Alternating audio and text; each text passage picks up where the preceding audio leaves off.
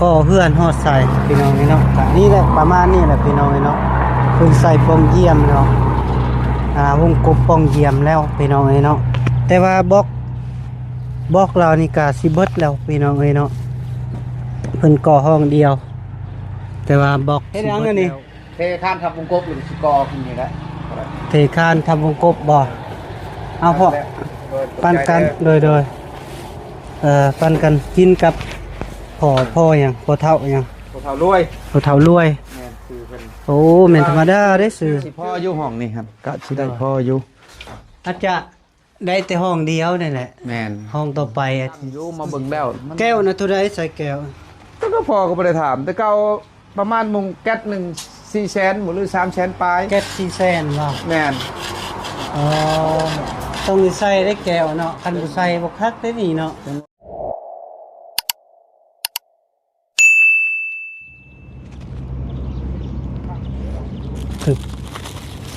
เอาพี่น้องไอ้เนาะ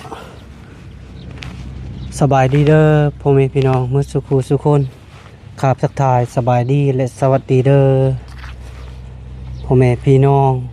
บ่ว่าอยู่ในหรืออยู่ต่างประเทศก็ยินดีต้อนรับเข้าสู่ซองเบาแก้วคือเก่าพี่น้องเอ้ยเนาะพอดีเบาแก้วก็ตอนนี้ก็อยู่ที่บ้านโพสร้างพี่น้องเอ้ยเนาะบ้านโพสร้างกำลังว่าสิมาเบิ่งโพสร้างเพิ่นก็เพื่อนฮอดใส่พี่น้องเนาะนี่แหละประมาณนี้แหละพี่น้องเนาะเพิ่งใส่ปองเยี่ยมเนาะวงกบปองเยี่ยมแล้วพี่น้องเนาะแต่ว่าบล็อกเรานี่ก็สิเบิดแล้วพี่น้องเนาะเพิ่นก่อห้องเดียวแต่ว่าบล็อกสิเบิดแล้วพี่น้องเนาะก็ประมาณอยู่บล็อกนี่ก็ประมาณอยู่40ปลายก้อนนี่แหละพี่น้องเนาะ40ปลายก้อนนี่ประมาณนั้นแหละพี่น้องแดดแทงอีดิโอ้เพิ่นมากองอยู่พี่เนาะสบายดีเด้อโดยเราเห็นหน้าเห็นตาหลายมื้อโดยเนาะจักมื้อเลย2มื้อแล้วเนาะแม่นบ่ได้มามื้ออะไรบ่ได้โดยเฮ็ดหยังอันนี้เทข้านทำวงกบหรือสกอขึ้นนี่แหละเทคานทำวงกบบ่เอาพอปันกันโดยปันกันกินกับพ่อหยังพ่อเฒ่าหยังพวกเขารวยพ่อเฒ่ารวยแม่นคือเพิ่นโอ้แม่นธรรมดาได้ซื้อนี้จักแล้วจะบาลูกเพิ่นตีรวยครับมานี่เด้อเอาเงินอะไรก็ชื่อเจ้าอีรอน่ะซื้อหอมได้ซื้อหอมยินบอกอาบน้ำเบิดมือก็บ่ได้เหม็นหอมคือเก่าเพิ่นโดยสบายดีเด้อสบายดีเพิ่นแน่โอ้โดยส่วนพักเฮ็ดเวียกน่ะเดี๋ยวนี้ได้เฮ็ดเจ้าเพิ่นนึงบ่ได้พักโดยเช้าค่ำเลยเมื่อกินข้าวแล้วบ่กินแล้วได้ยังกินไปนัดเพิ่นต้มปลาคอซื้อปลามาก็ลวกมีนี่แหละจักโตอิ่มอยู่บ่กินปลาคอได้แล้วจะกินจะบ่อิ่มน้ำเพิ่นแล้วนาแล้วเพิ่นกินพี่น้องโดยปลาตัวนึงเหลือบ่ว่าเพิ่นได้อาหารหลายเติบแล้วปลาตัวเดียวสองมื้อแล้วเพิ่นมาเฮ็ดงานเพิ่นจะกินหยังอยู่หยังโดยไปเก็บงานลุงน้อยหาแล้วแต่เจ้าหยุดงานติมื้อนี้ใช่มันเบิดได้เบิดแล้วบ่นี่สิไปลิ้นน้ำใช้ผ้าพุ่นแล้วว่างพุ่นได้ว่างก็เฮ็ดตัวนี้ต่อก่อห้องนี่แล้วบ่แล้วก็เบิดงบแล้วก็ย่าแล้วโดยเบิดแล้วเด้เอาน้ำไม่ลูกมึงได้น้ำนี่ทางพุ่นน่ะมีแต่ว่ามุ้งแบบนี้มุ้งบ่แน่มุ้งเบิดมุ้งแบบนี้แหละเบิดเลยตรงแนวแอมเบิดเลยเด้นี่ก็ดีแทนสลบสลาโดยจะใส่เบิดแล้วติมื้อนี้บ่มีงบเลยเจ้าก็โจ๊กก่อนโดยแม่นล่ะ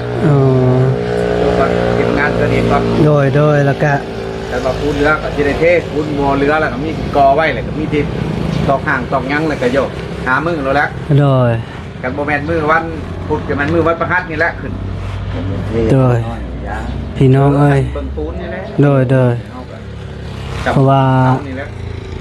งานที่พอสร้างเพิ่นไปเฮ็ดอยู่บ้านน้องน้อยนะก็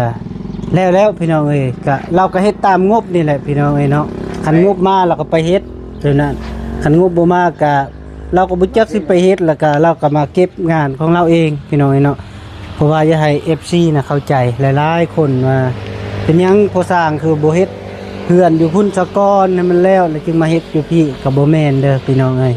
เนาะเพราะว่าก็งานเพราะว่าอยู่พุ่นมันเบิดแล้วพี่น้องเอ้ยเนาะบ่มีแนวเฮ็ดแล้วก็เราก็มาเฮ็ด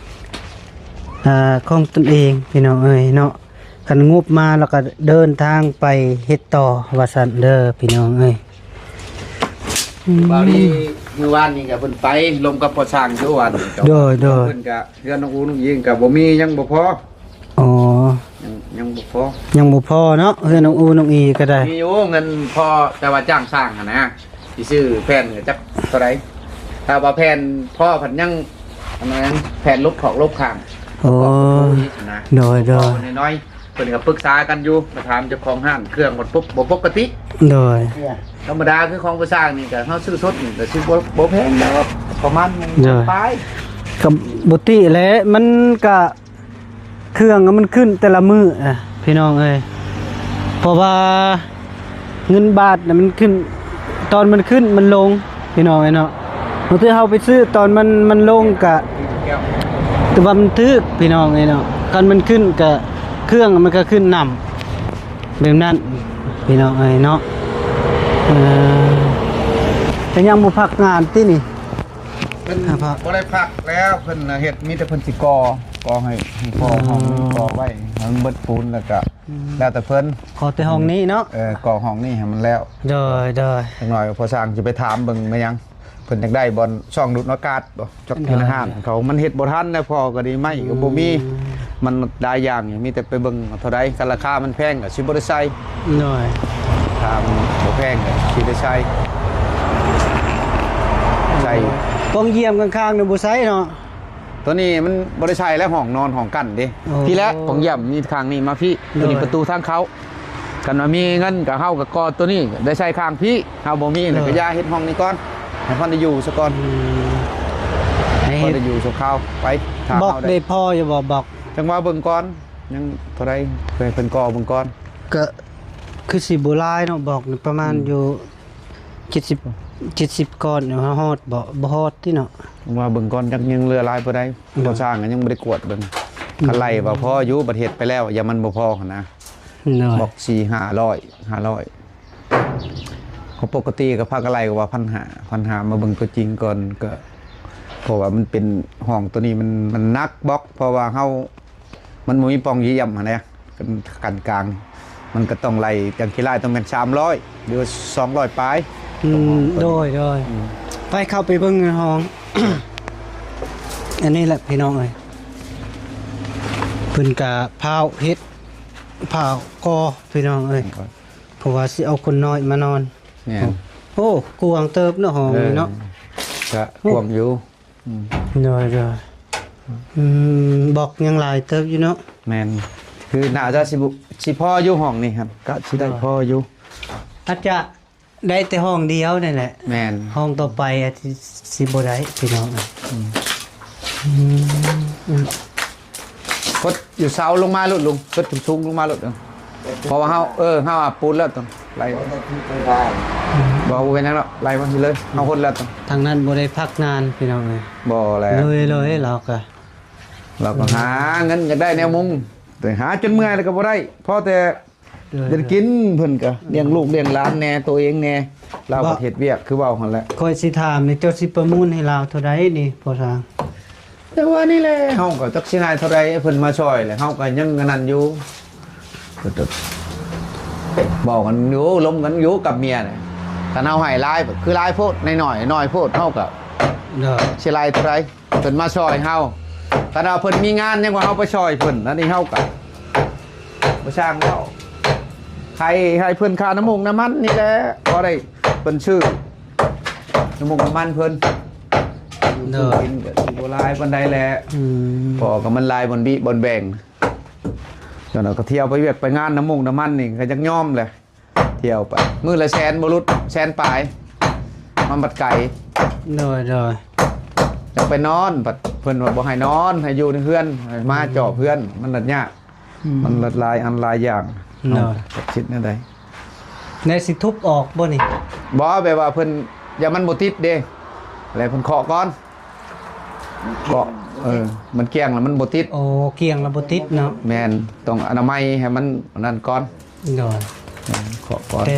ละเอียดในเราก่อเนาะ แม่น เนาะงามครับ ถือว่า เนี่ย เกียงคัก แล้วภาษาเรา คือใส่ลายแท้นี่ ใช่ ปองเยี่ยมนะ โอ้อยากให้มันนั่นแน่อากาศมันโล่งแน่ อืม ลมพัดลมยังมาบักคำพัดย่านว่าเพิ่นอยู่ยากเพิ่นมันมักเห็นอยู่หั่นกันอยู่เพยแล้วก็อยู่เปิดมือแหละบ่ได้เฮ็ดหยังกะเพิ่นก็นอนเปิดมืออากาศแอดพัดย่านมันนัด โอ้โดย กันสิใส่2มันคือไว้เล็กตึบใส่หลายแน่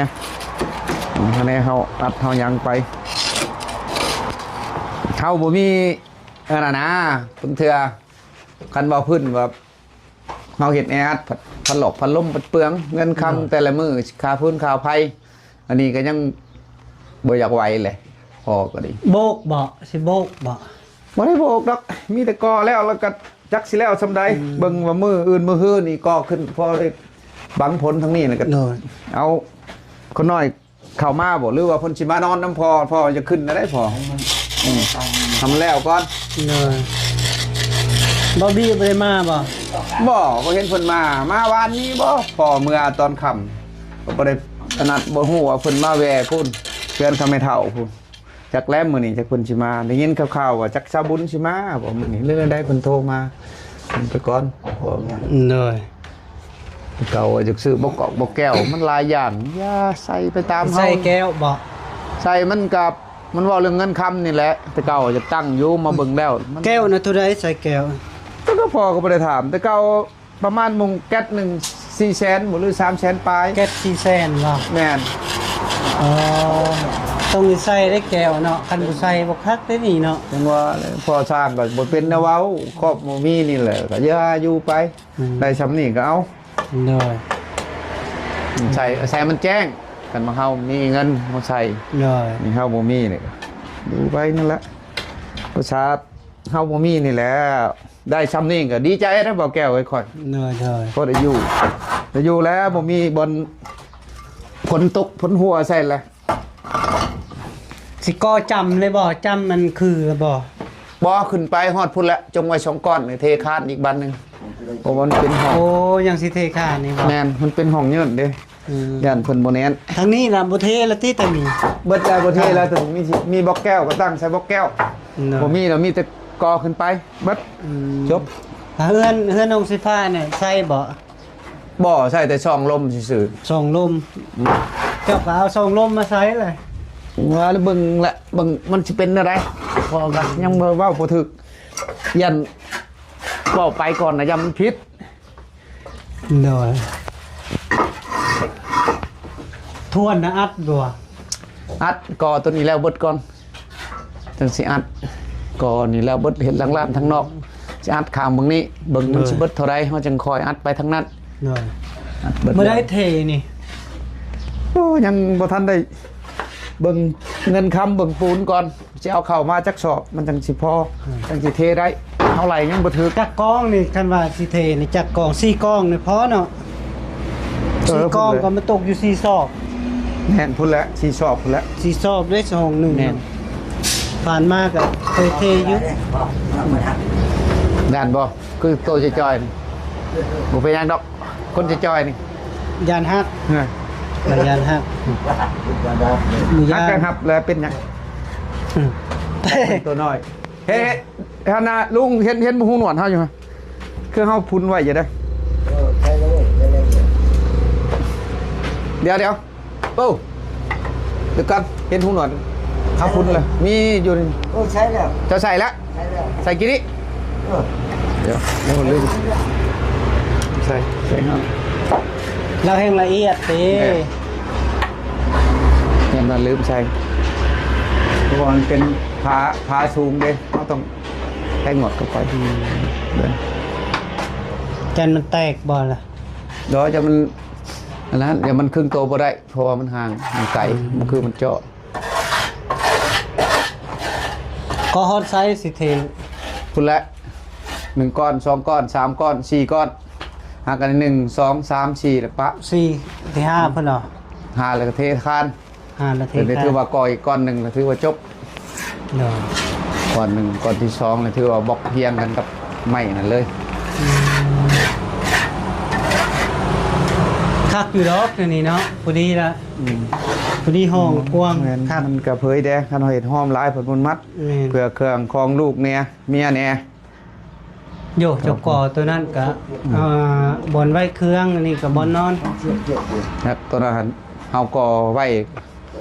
อันนั้นน่ะบนทับแขกทับคนมันไว้เครื่องอยู่ข้างนอกคน ฮับแขกอยู่นอกก็ได้ นะเบิ่งแล้วก็คันเฮาบ่ก่อคือบ่กว้างมันเฮาก่อแล้วคือว่าหอมก็คล้ายๆกับเฮือนสายผ้านั่นนึง บ่แหละตอนยังบ่ทันก่อแล้วเฮาเบิ่งมันหอม แม่น ก่อแล้วมันกวางได้นี่ จังว่าเบิ่งไปก่อน2 3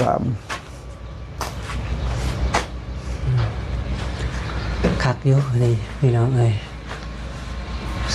เอาบ่เพียกลูกเพียกนี่เราบอก มามื้อนั้นเพิ่นกำลังตั้งวงกบพี่น้องเอ้ยวงกบวงเยี่ยม นะครับ มามื้อนี้ เก็บไป ก่อ นะ แล้วเพิ่นจนอ่า ได้เพียก เทคานทับแล้วพี่น้องเอ้ยก็ ยืมเพียก มาเมื่อนั้นน่ะเรากำลังสิเทคานนี้พี่น้องเอ้ยคานลมนี้วันนี้บอกแก้วยังบ่ทันตอนเพิ่นตั้งวงกบเบิ่งนี้ มามื้อนี้พัดสำเร็จแล้วพี่น้องเอ้ย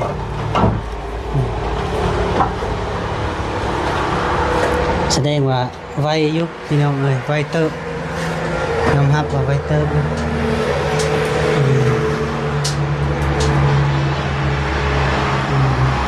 ู่ใช้ลูกชายจ้ะ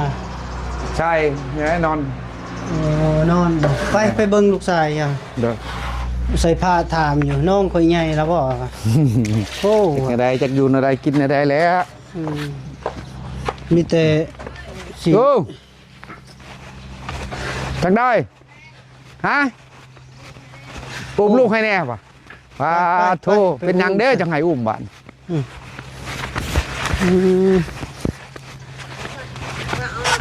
โอ้โก้ยจักพระอ้อมแล้วเป็นไงเจ็บท้องบ่แม่ไหนกินข้าวบ่บ่ได้กินข้าวกินแต่นมบ่อีกกูย อืม เป็นไงครับนะตื่นนอนแล้วบ่ลูก โอ้ มาเอาไปลูกอันเอา ยังอันนี้ หมดได้หมดแดงได้น่ะ โอ้ยเนาะ อืม หมดแดงเชื่อกับ เดี๋ยวแล้วเจ้าบ่อันนั้นไว้ ปกในหำเพิ่นน่ะ ใส่ผ้าหาเบิ่งก่อนผ้าปกลูกก็บ่ เอาเห็นว่า โอ้ยเนาะแม่นว่าทั่วเบิดแล้วบ่นี่ผ้าห่มนี่ก็ดี สัก นะเบิ่งภาษาอุ้มลูกกันเด้อ นี่ พี่น้องเอ้ย ที่เอาลูกนี่เฮ็ดแบบนี้ อืม มาแล้วก็เฮาก็ห้องโตเฮาก่อนนี่มันขี่มันก็บ่ถึกกับตัวเองเด็กนั่นก้อยๆวางลงไว้หัวอะไรบาดนี่ แล้ว ตาแล้วก็ นี่ใจแรกมันนี่ ก้อยมันสิรุดอีสิจังเด้เนาะใส่ ยาน มา เตลุดเนาะ ก้อยบ่รุดแล้ว นั่นลูกให้ ตกใจได้นี่เด้มาแล้วลงมานี่ไดเกยไม่ยังมาเฮือนอะไรเด้บาดนี้เด้เฮ็ดได้สิแล้วเพื่อนนี่เงินพอก็เบิดแล้วได้นี่เด้งานก็บ่ได้เฮ็ดบาดนี่แล้วห่าน เบิ่ง หัวยุ่มๆว้าว พุ่นนะไปห่มพุ่นนะ ใจเอาศาสตร์ไปพุ่นไปประชก จะได้ไม่สุกจะได้เฮ็ดเวียกกูบ่ เกยอยากกินยังบอกว่าให้ลูกกินแต่นมเนาะเอาไปห่มพอปั๊บแน่ปูเดือดเลยค ไม่สุก ำศาสตร์ ส มา บายดีก่อนกลัว สบายดีนี่กว่า ลืมเลยเนาะ โอ้ วัน ย นี้ได้ลูกแล้วลืมแล้ว ลืมฮอดสบายดีมาเด้อบักคำแดดเด้อ มันแดดอัน แดดแท้ๆได้ครับ ดาดา แดดตึกเก๊กเก่ง โอ้ และแต่งบักกะแลงแขนข้อบ่ฮะ อุ้ยเนาะ เอ้ย ขักโคตรแล้วชาติแน่ชาตินะเคาะนะเคาะใส่ต่อไม้นะยันมีหมดนะเคาะดูฮะ พี่น้องเอ้ยเอาสานมาปูอยู่ห่มมาแหละ เพื่อสิอยู่บ่อนบ่มีโฮมพี่น้องเอ้ย ดีป่ะพี่ เอาตุสิไม่ยัง น้ำมะเกียง อยู่น่ะบ่มี ชิลี่ โอ้ ให้แม่สุกก่ ก่ อ อน นมันนั่งแป้งเอา พอสร้าง คื เพิ่ อน ลง กินแล้วอิ่มร้อยพี่น้องมี นี่ตามากล้องดึงมาพี่สัตว์ มุดบ่ บ่ดึงมาแล้วเป็นยังบนนี้นะ ดึงมาเทิงเพิ่นพูนก็ได้ เยวมันแดด เพราะว่ามัน ดึงขึ้นมาก ายแดดแล้วมัน นี่ไว้เด้อหำเด้อหาเก็บเห็ดเพาะเด้อคือเขาว่าหาเห็ดเพาะได้ ได้บ่ ว่าอันนี้แล้วเดี๋ยวว่านี่แล้วเอาก้อย บำรุงนมเจ้า เดี๋ยวบังดูบังมานี่บังดูอุ้มน้องนี่มานางลงตะกู้ ป้ ตะกู้ เอ้ย กินเพียงดูดนังละบะโก เป็นตะแพงลำบันนี้เนาะ โกยเต็มมือเต็มตีนแล้วบะ อืม เฮ้ยไปยังปากนี่ฮะตาใช้มั่งแล้วจะลังให้น้ำล้างพ่อแล้วนี่ไหน อืม ยายน้ำล้างพ่อแล้วนี่ไหนอุ้ยยะกินข้าวแล้วบ่เงยทักบ่อยันพ่อนี่ฮะทักบ่แม่บายแล้วบาดนี้สบายดีเด้อลูกเด้อแห้งแล้วบาดนี้แห้งแล้วบาด พี่น้องเอ้ย อืม มีแห้งติบบันนี้เนาะ ได้ลูกเลย แห้งแล้วบาดคำกระยักมาแล้วบาดนี้น้อง สบายดีเด้อพ่อแม่พี่น้อง สบายดีโดย สุขคน เจ้า นี่กามา เลย เบิ่ง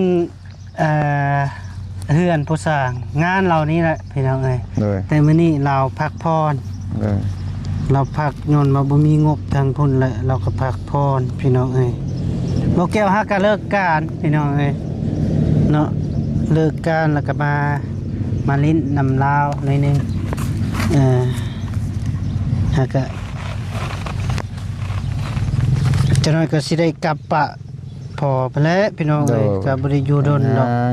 เลยขับใจเนาะที่ได้สละเวลามาจอบพอช้าง เด้อ กับคนน้อยกับแม่ชุกเนาะ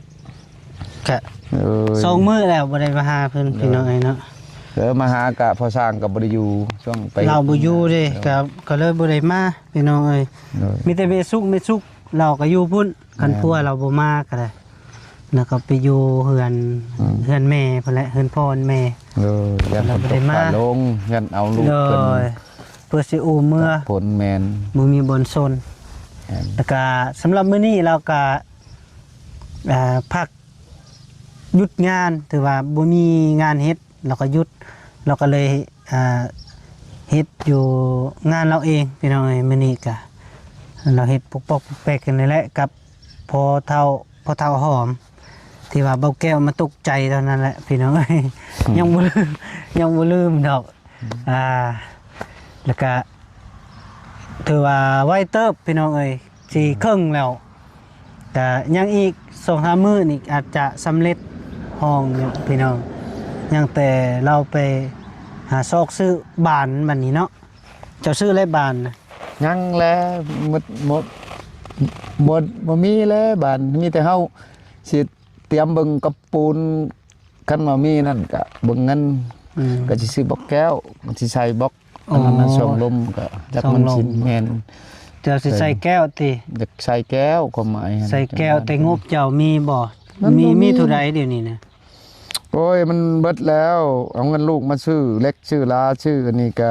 เพิ่นว่ายังเงินก็บ่หลายแล้วก็สิจงไว้ให้ลูกซื้อนมซื้อหยังซื้อเครื่องอยู่ของกินให้ลูก นั่น พอเอามาวันชื่นนี่ก็เฮาเฮ็ดเวียกน้ำหมู่ก็แบ่งปันกับหมู่เบิดแหละก็พอดีสิให้เพิ่นค่าน้ำมูกน้ำมันนี่แหละซื้ออยู่ซื้อกินแต่ละมื้อนี่แหละพอก็ น้อยมีหยังก็ต้อง โดย เงินต้องสต็อกให้ลูกก่อนซะ แม่ สก่อนเด้อ โดย ก็ตัวนี้หลักๆก็ลูกนี่แหละ โดย ก็ความจริงเลยตัวนี้นะการขาดเงินก็คือขาดใจเลยได้ อันนั้นแหละตัวสำคัญนะเพิ่นก็ เพราะว่าเลี้ยงลูกปัจจุบันมีอาศัยแต่เงินคันบ่มีเงินก็บ่รอดพี่น้องเอ้ย แม่น แต่บ่ว่าแต่ไผดอกลูกเบาแก้วคือกันพี่น้องเอ้ยก็มื้อละแสนบ่ได้ อืม เพิ่นกินนะ ผู้สร้างไปเฮ็ดเวียกมื้อละแสนแต่ละแสนปลายอิงตาม เนาะ กันมีหมู่ก็ซื้อแล้วอยู่ได้กินให้เพิ่น เนาะ เพิ่มมันมีแห้งแล้วมันยังแต่มงงาน ลูกหรือใจลูกนั่นบ่คือใจแบบเขาผู้ใหญ่พี่น้องเอ้ยมีอยู่นมมาซื้อไว้อยู่นมเป็นแก๊สเป็นแพ็คแต่ว่าเพิ่นกินหน่อยหนึงเพิ่นก็บ่ยากแล้ว ม ต้องไปซื้อบ่อนอื่น ซื้ออยู่ห้านมากิน อืม ขนมก็ขายอยู่ขายอยู่ห้านน่ะบ่กิน อืม ต้องไปซื้อบ่อนอื่นมากินพี่น้องเอ้ยเนาะ ยันบ่ถึง สำห ใจ รับ เพิ่น โดยสำหรับลูกแบบนี้เลยพี่น้องเอ้ยก็คันว่าสิว่าในใดก็กับลูกประมาณนั้นนะพี่น้องเอ้ยเออ เด้ครับเฮ้ยอีเด้ออยู่ ดี นี่เกลีย จุปุและพี่น้องเอ้ยบ้านนี่ นี่กูตาใช้มั่งๆเลยหากกัดจะเข้าเดือนหนึงไงเนาะบ่แก้ว หน่อย ยังฮอดได้37 21 ใส่ผ้าถามเมื่อวานนี้พี่น้องเอ้ยพอดีไปหาแล้วก็น้องเพิ่นบ่สบายเป็นไข้แล้วก็ไข้หนักอีหลี ไข้หนักน้องเพิ่นก็เว้าอยู่ว่าไข้หนัก มื้อทำอิฐยังคิแน่มื้อที่สองหนัก โอ้ยเนาะ หนักนอนคดผู้เดียวเราว่า อืม บุญทวีกับบุยู เด้อ น้องเพิ่นก็อยู่ผู้เดียวกลางคืนซ้ำก็ทางเบาแก้วก็บ่ได้ฮู้นะพี่น้องเอ้ย โทรศัพท์เพิ่นเพย์แปลงได้แล้วบ่ซะ แป้งแล้วแต่บ่มีเงินสิไปเอา อ๋อ บ่มีเงินสิไปเอามี โดย มีอยู่เงินประมาณเท่าใดวะ400,000บ่ สี่ โดย บ่แม่นมีเงินอยู่300,000เพิ่นว่าก็บ่พอแสนห้าพอดีค่อยล้มว่าคันบ่พอแสนห้าแล้วก็สิเติม โดย น่ะสิไปเอาให้ โดย บัดนี้ยังสิปรึกษาทางน้องบุญทวี เพราะว่าเงินอยู่นำบุญทวี งาม เงินนั้นจักสิยังหรือบ่ยังบ่ฮู้แต่ว่าเราน้องสิฟ้าว่าเงินอยู่นำบุญทวี เพราะว่าแม่เพิ่นพากมาแล้วก็บุญทวีเป็นผู้ไปเอาแล้วก็เอาไว้เองบ่ให้น้องนะแต่ว่าเอาไว้แล้วก็ยังบ่ฮู้ว่าสิเป็นจังไดเงินน่ะยังหรือบ่ยังบ่ฮู้ก็บ่แก้วยังสิไปสอบถามอีกเทื่อนึงพี่น้องเอ้ยถามเรื่องเงินนี่แหละไปเอาโทรศัพท์นี่แหละคันว่า ชีมูชีมาเฮือนชานน้ำโพน้ำแม่ คันว่า300,000แล้วสิเติม เลย 150,000พอดีเป็น450,000สิเอาให้น้อง ใช่ อีต้นน้องอยากลิ้นแหน่นะโทรศัพท์ก็น่าเป็นห่วงอยู่น้องก็ได้เพิ่นถามว่านี่น้องค่อยใหญ่ล่ะบ่เว้าแก้วโอ้ใหญ่แล้ว ไงแล้วเนาะ ก็คือ FC เว้าแล้วก็บ่กล้าเอาน้องไฟฟ้ามาแล้วบัดนี้ยาแล้วเนาะพอเนาะกับปะเพิ่นอยู่พุ่นก็บักคำใหญ่จึงไปยาม แน่น พยายามคันว่าเจ้ามีเวลาแล้วพยายามเพิ่นก็ได้มื้อนี้ก็ไปเบิ่งเพราะว่าน้องเพิ่นไข้นะ โอ้ อยากไข้ โดย ไปนำกันนี่แหละ โดย ไปรวมน้ำเพิ่นก็ซื้อยาจากเล็กน้อยนะไปให้น้องเพิ่น จ้ะ เพิ่นกินนะตายตนกระบ้าไปเลยค่อยจนนอนบ่หลับเมื่อคืนแต่ว่าจักสิเฮ็ดไดโทรหาบุญทวีก็บ่รับ โอ้มาไทยนะมื้อนั้นก็เห็นไปฮอดบ้านนาแพกปานใดพอไปถามหาก็บ่ปากบ่เว้านำก็ไปใช้ บ่แม่นไปหาในบ่ เห็นไผแม่น้องอูน้องอีบ่เว้ากินดองแล้วก็เลยว่าผู้นั้นไปนำผู้นั้นบ่เห็นผู้นั้นเมื่อชงพอถามก็บ่ได้ปากขี่รถไกลไปมายังบุญทวีกินข้าวเด้อมาแต่ไสย่างเฉยไปแต่เพิ่นนั่นแหละอ้าวข่อยว่าก็งงอยู่ เห็นเบายาวเนี่ยมาปัดคาเมื่อก็บ่ได้ห้องใส่ทุกห้องก็สิชะมอยกับหมู่เพิ่นคิดว่าย่านไปโลๆเล่อยู่คิดว่ามาอยู่เพื่อนน้ำน้อง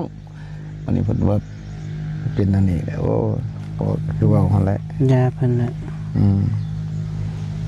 เขานี่ ชีดในแค่หมู่พังนะมีแต่เฮา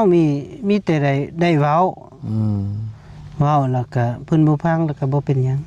ก็มันก็บ่แม่นลูกเฮาอะนะก็บ่แม่น ว้าวแหละ เนาะ กันว่ามาเฮาอยู่นำเฮาต้องแม่นเฮาและเป็นผู้รับภาระรับผิดชอบ แม่น กันว่าอยู่เฮือนเพิ่นบัดแนวนึง มีแต่เฮาได้แต่เว้าอะนะอยู่ไสก็ตาม แม่น คือ คือเต้าอยู่ลูกเลยต่อพอเลยห่างมีแต่ได้แต่โทรเว้าเจ้าบุพังก็คือเก่าเจ้าบุพังก็แล้วแต่เจ้าบัดนี้นะมันก็จะตั้งกับป้าเลยนี่ไปรถไปไหนก็ไปแล้วแต่ มันยากได้ ซอบนะ แม่นลูกบอกกับลูกช้อนน่ะถ้าลูกช้อนน่ะโอ้ยยากที่สุดกับลูกบอกเลยมันบอกเท่าเดียวมันจือรถไปรถช้อนคู่มือสำเจ้าสิช้อน แม่ ช้อนให้มันก็บ่พัง แม่นเป็นครูอาจารย์ก็ยังใครอยู่เด้ อ๋อได้แต่เว้า เย็นบ่หำมาอยู่เย็นบ่ เย็น เป็นได้อยู่เฮื เจ้า อน ปัดอยู่มุกอยู่พุ่นกับแม่เจ้า ใครก็อยู่เฮือนนั่นแหละ พี่น้อง ลงนานอนหน้าลุ่มบ่มื้อแรงบ่ ได้ยินอะไรได้เนาะ ได้ยินเลยจักเลยเลี้ยวเบิ่งพอปับเลย น่ะพอเว้าแล้วก็ อืม ยิ้มไปนำ ได้ยินเสียงปากก็แล้วเนียมกุปกเลย อืม ให้ว่าคืนเมื่อวานนี่แม่โว้ยเอามายามนี่พี่มันก็เช่าเลยว่ะมาเพราะว่าคืน เอามานอนพี่บ่ มื้อแรงเพิ่นสินอนหน้าลุ่มเด้ เห็นเพิ่นจังมาใกล้พ่อเพิ่นพ่อได้ยันพ่อบ่ได้ไปยามพ่อบ่ได้ไปคืนวันเห็นอยู่เพิ่นนอนอยู่จะกินอันนี้มิตรหาหลายจะกินอัน น่ะ ฮะ นอน แห้งได้นิดหน่อยก็จึดๆพูน พี่น้องเนาะ นี่ยังขักเครื่องตัวนี้ยังเมียนเครื่อง เอาพี่น้องเนาะพอดีพูดคุยกับพอสร้างกะมาเบิ่งเฮือนแล้วกะ โอเคพอสมควรแล้วพี่น้องเนาะกะน้องน้อยนี่กะสิได้นอนเฮือนแล้วพี่น้องเอ้ยได้เฮือนดินแล้วเนาะเอาพอพี่น้องเอ้ยเนาะขออยู่ดีมีแห้งเด้ออย่าเจ็บความเจ็บอย่าให้ได้ความไข้อย่าให้มีเด้อพ่อแม่พี่น้องมาสุขคนส่งมาร่ำรวยเด้อโดยบ๊ายบาย